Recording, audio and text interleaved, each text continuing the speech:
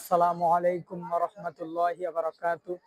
আমরা এই মুহূর্তে বাংলাদেশের বৃহত্তম মসজিদ জাতীয় মসজিদ বাইতুল মুকাররমে এসে উপস্থিত হয়েছি।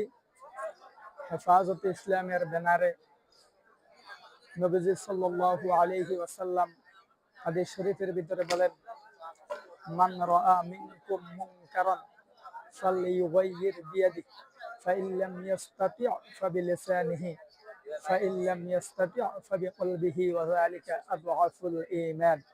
যদি তোমার ইসলাম বিরোধী কোন কর্মকাণ্ড হতে তোমরা দেখো, তাহলে যদি তোমার শক্তি থাকে তাহলে তোমার হাত দ্বারা বাধা প্রদান করো।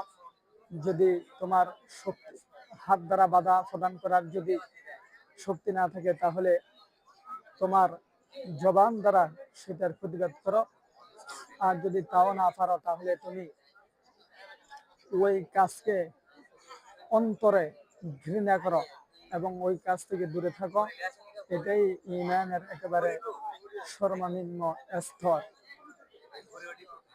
এই জাতীয় মসজিদের যিনি খতিব আছেন আল্লামা মুফতি আব্দুল মালিক হাফিজাহুল্লাহু তাআলা, আল্লাহ তাআলা হযরতের মাধ্যমে দ্বীনের সঠিক কথাগুলোকে, দ্বীনের সঠিক নসিহাগুলোকে উম্মতের মাঝে যেন পৌঁছিয়ে দেন এবং যে কোরআন বিরোধী, ইসলাম বিরোধী কর্মকাণ্ড চলছে, নারী নীতি সংস্কার, সেটাকে যেন আল্লাহ তাআলা